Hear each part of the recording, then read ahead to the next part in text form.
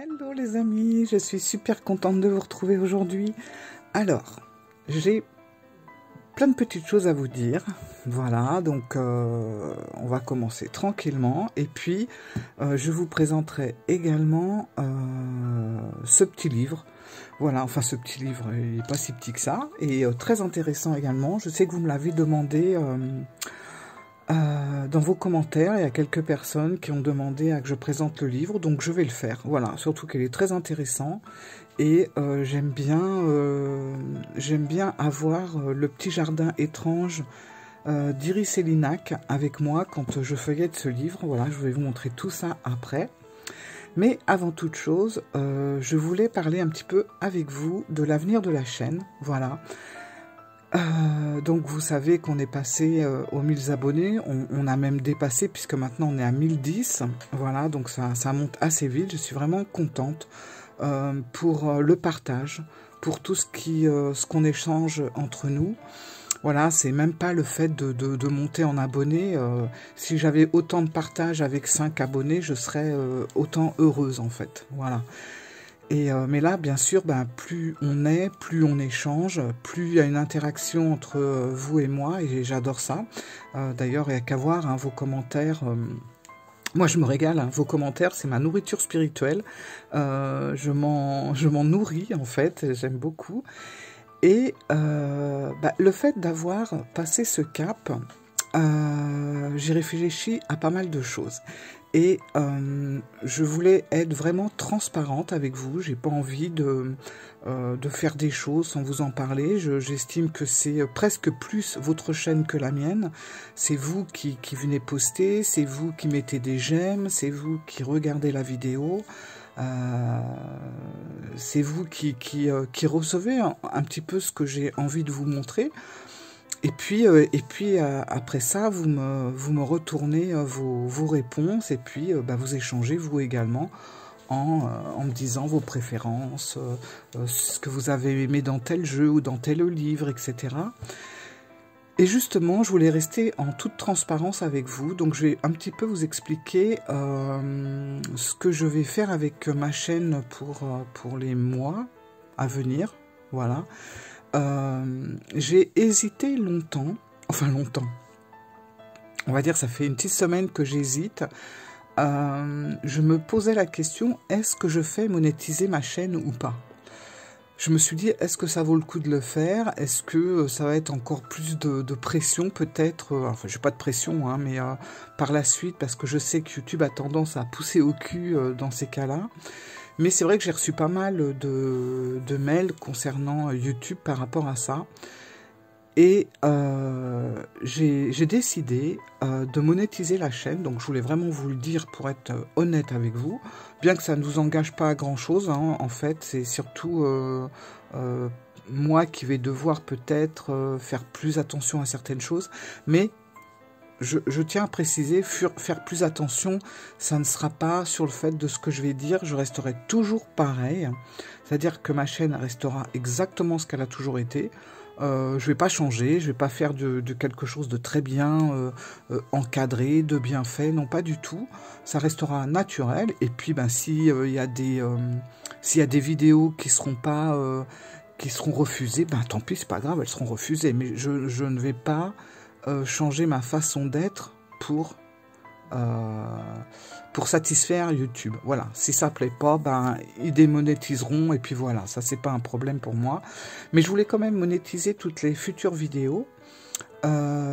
Tout simplement, alors je sais, hein, attention, soyons clairs, hein, on gagne pas des milliers et des cents, surtout pour les petites chaînes. Ça va se compter en quelques centimes. Je sais même pas en fait. J'ai même pas cherché sur le sujet.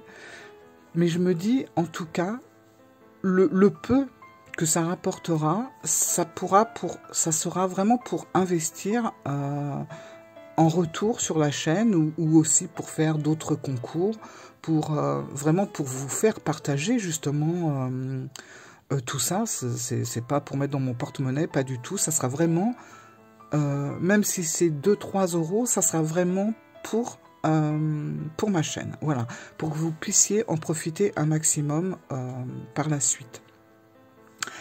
Par contre, alors moi YouTube, je ne connais pas les, les- le truc à fond. Tout ce que j'ai pu comprendre dans ce qu'ils m'ont envoyé, c'est que en fait, en retour, il y aura de la publicité. C'est ça que j'ai dû comprendre. Il y aura de la publicité qui va se greffer à mes vidéos. Mais bon, en fait, on va tester tout ça ensemble parce que, enfin, vous, ça va pas vous engager à grand-chose. Peut-être, bon, il y aura peut-être de la publicité qui va passer, mais à la limite, vous avancez, voilà, et puis ça passera comme ça. J'espère que ça sera pas trop gênant, même si je sais que bah, quand on regarde quelque chose, quand on a des coupes de pub, c'est un peu chiant. Je reconnais, mais bon, pour monétiser, on est obligé un petit peu d'en passer par là. Donc après, je sais pas trop comment ça va se greffer. Est-ce que ça se greffe au début, à la fin, en plein milieu, pendant, tout le long, puisqu'il y avait plusieurs choix. Donc on va tester, parce que je sais pas trop comment ça fonctionne. Donc on va tester ensemble. À la limite, vous me direz en commentaire. Et j'espère surtout que ça va pas trop vous gêner pour regarder les vidéos. En fait, j'en sais rien. Ça va être vraiment une aventure. Je me lance là dans une aventure avec vous, sans trop savoir où je vais. Mais voilà, je voulais vraiment vous en faire part. Je voulais pas le faire sans vous le dire, même si par exemple vous n'allez pas vous en apercevoir. Je sais pas du tout comment que ça se passe. Est-ce que... bon, moi je sais pas, quand je regarde des vidéos chez d'autres personnes, j'ai pas de pub. Un petit peu au début, puis après c'est fini. Donc je sais pas. Je sais pas trop comment que ça se passe. Vous me direz ça. Ça sera les vidéos tests. Mais voilà, je voulais vraiment vous en parler parce que ça vous concerne, vous, et puis moi. Voilà, on est ensemble. Et je voulais que ça soit clair, que voilà, que vous soyez pas étonnés ou que vous vous dites pas, ah bah ça y est, elle a 1000 abonnés, ça y est, elle monétise. En fait, c'est... Bon, bah oui, c'est à 1000 abonnés qu'on monétise, mais... et qu'on vous le propose d'ailleurs. Mais j'ai pas attendu d'avoir 1000 pour le faire. Si j'avais eu 1000 dans 2 ans, je l'aurais fait dans 2 ans, voilà. Mais il faut savoir quand même que faire des vidéos, c'est quand même un sacré truc. Enfin, je pense que toutes mes copines du net le diront, c'est pas évident, ça prend du temps. Parce que, enfin, je sais pas, après chacun fait son truc à sa façon, mais moi je sais que je filme déjà sur mon téléphone. Après, je fais le montage sur un logiciel. Et après, je télécharge sur YouTube. Et tout ça, ça prend du temps. Par exemple, pour une vidéo de, je sais pas, 30 minutes, je peux mettre plusieurs heures. Alors, ça peut paraître étonnant, mais oui, on met plusieurs heures, alors que c'est une vidéo qu'on va regarder, franchement, qui va durer 28 minutes, 30 minutes, par exemple. Alors, pourquoi c'est si long? Eh ben, bon, bah déjà, faut filmer, c'est clair, mais c'est pas le plus long, je dirais, mais après, il faut faire le montage. Alors, moi, j'adore faire les montages vidéo, ça, c'est vraiment une passion aussi. Mais je vais pas faire un montage pour enlever quand j'éternue, quand mes chats arrivent, quand il y a un truc qui tombe. Tout ça, je vais le laisser parce que ça fait partie du déroulement de la vidéo et ça reste dans le contexte naturel en fait. Donc je vais pas enlever pour en faire une vidéo lisse.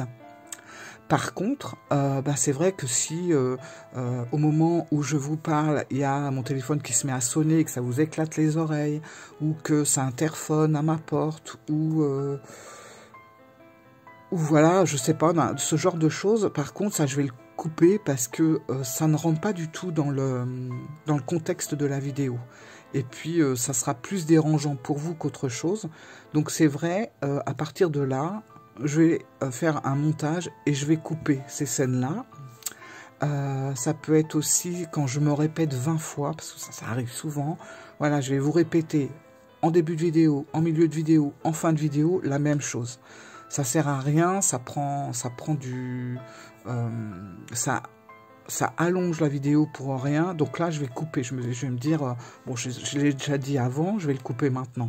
Voilà, mes montages vont être faits comme ça.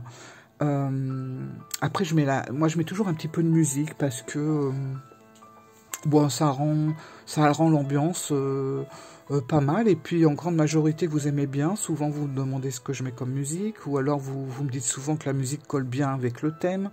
Voilà. Après, il y a le dosage de la vidéo qui n'est pas toujours évident. Mais j'essaye de faire au mieux. Puis, j'apprends toujours de toute façon.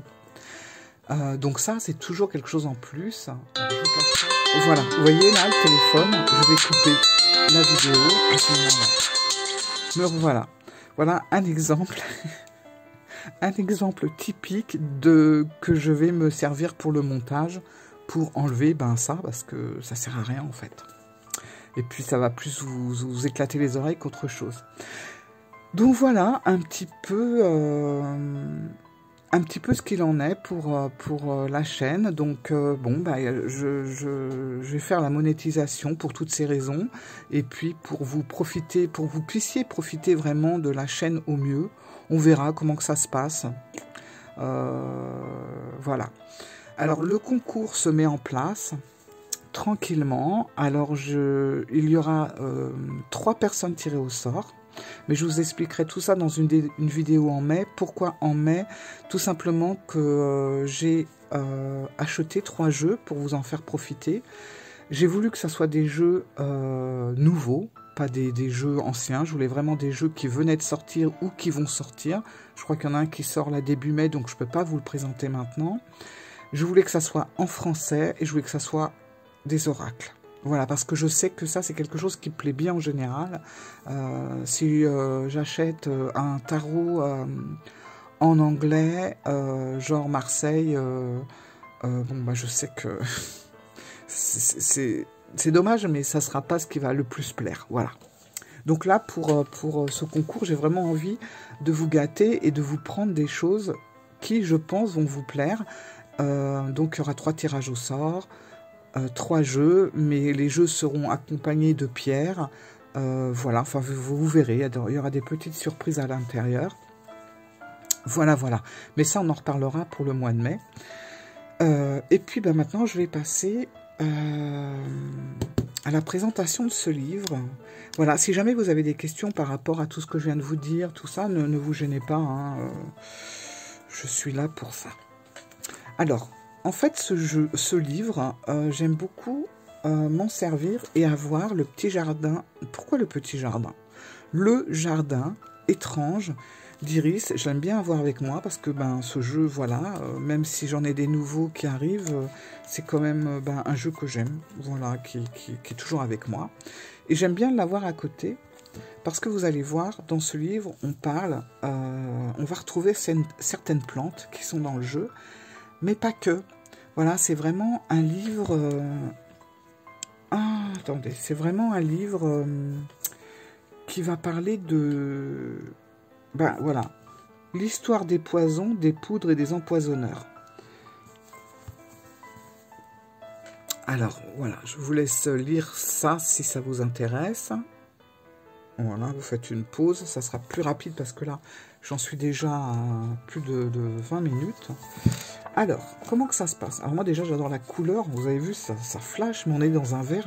Ah, on a l'impression un vert un peu fluo, comme on pouvait retrouver dans les fioles d'avant. Hein. On avait des petites fioles comme ça pour empoisonner quelqu'un qui nous faisait de l'ombre, et puis ça avait souvent cette couleur-là, en fait. Alors, on va passer assez rapidement. Vous voyez, j'ai même le petit marque-page d'Iris à l'intérieur. Donc, on a une préface. Voilà. Alors, c'est très intéressant parce que moi, au début, je pensais que c'était un livre qui allait répertorier toutes les plantes. Mais bon, il y a un peu, mais il n'y a pas que ça. Là, on nous raconte vraiment l'histoire sur le poison. Donc, c'est vraiment une histoire vieille comme le monde. Voilà. Donc, ça nous explique vraiment... Ah, c'est trouble. Attendez, je coupe, je reviens, décidément. Vous voyez ça? Ça, je vais le laisser, par contre. Voilà. En fait, j'étais trop près. J'espère que ça va aller. Alors, là, on a les plantes vénéneuses, les prédateurs venimeux. On a les éléments terrestres. Alors, ça va parler aussi un peu de la sorcellerie, de ce qu'on utilisait dans le temps. Voilà. Donc, vous avez le premier chapitre, les poisons de l'Antiquité. Donc, ça, c'est très intéressant. La condamnation de Socrate. Alors tout ça, c'est bien sûr, c'est sur fond d'empoisonnement. Hein. Et puis voilà, on a des petits moments comme ça où on va nous parler de plantes. Donc là, la ciguë qu'on retrouve pour ceux et celles qui ont ce jeu. On retrouve justement la ciguë dans le jeu de Iris, et justement elle nous parle de Socrate et de son empoisonnement par cette plante. Voilà.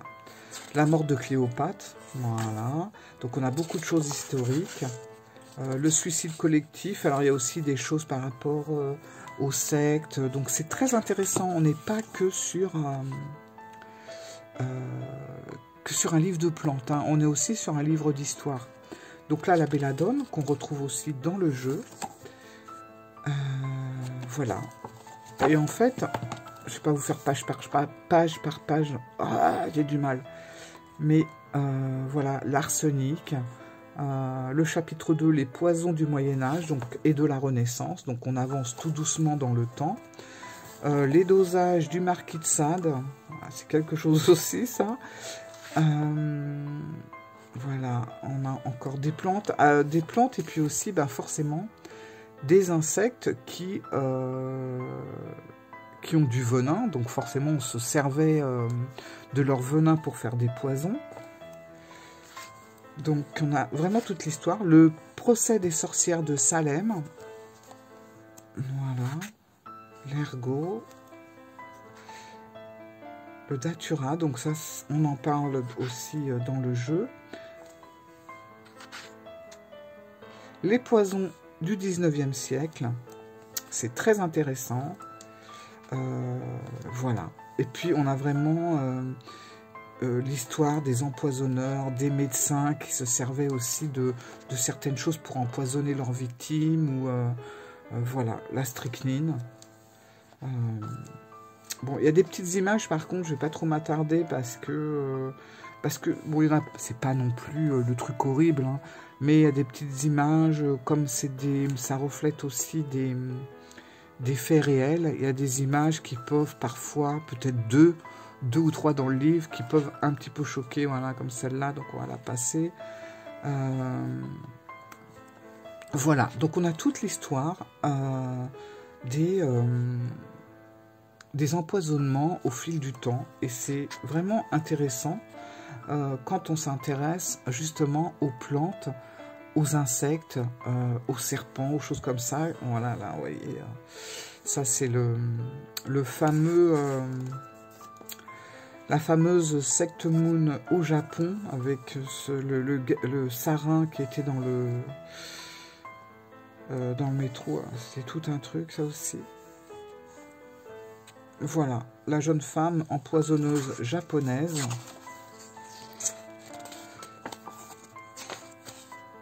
Et puis là, on arrive un petit peu plus vers notre époque. Les poisons du 21e siècle.